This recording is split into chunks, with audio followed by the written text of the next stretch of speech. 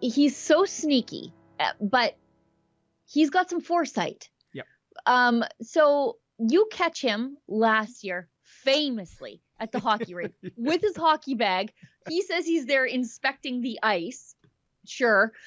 With your hockey bag and all your buddies on the ice when little kids had been banned because of COVID restrictions from playing hockey. He and his friends were keeping this sort of private ice service in a municipal facility so that they could go and play hockey. Just the crass ghoulishness of it all upsets me. You catch him in the act. And so this year, in case there were a lockdown, but so that you could never catch him playing hockey in a municipal rink, he built his own rink. And even then, I think he did that sneakily. Tell us about that. Or did he build that rink, Sheila? Who knows? Because the allegations are somebody, namely the Capel family, which runs a financial services and insurance business in Brampton, who are also the owners of the house where the rink is.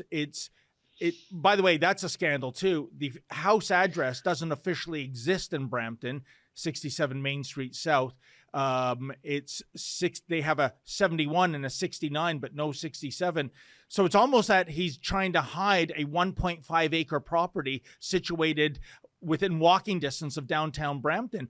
But the allegation is that the Capel family built this rink, much like they put $500,000 of renovations into 67 Main Street South, much like they put $800,000 in renovations into, I think it was 127 Main Street South, his previous house.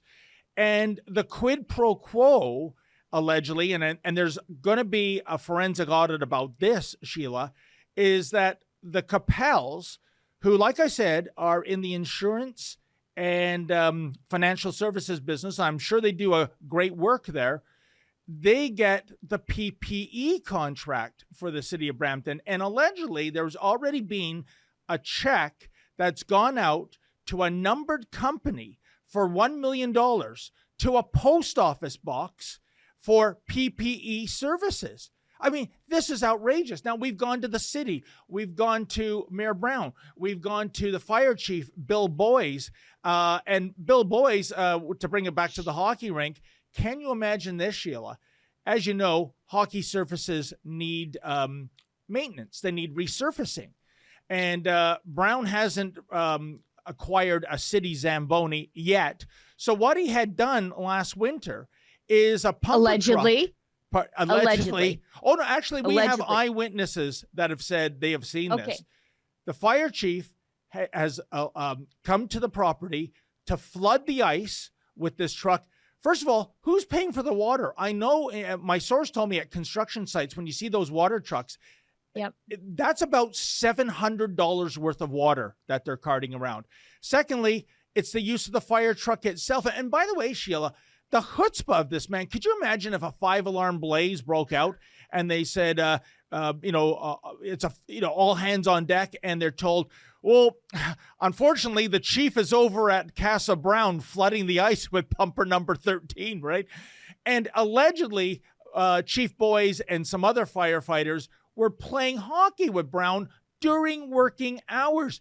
Everything is a scandal. Everything is a shite show there in the last 4 years since Patrick Brown became mayor, Sheila. It's never ending. And what you have to understand is that anyone that's appointed, there is an insider connection. For example, Muniza Sheikh, she was the integrity commissioner. She was the one that investigated Patrick Brown for illicitly playing hockey where we caught him red-handed. She did a big report. The only thing she wrist slapped him on, Sheila, was that he wasn't wearing a mask.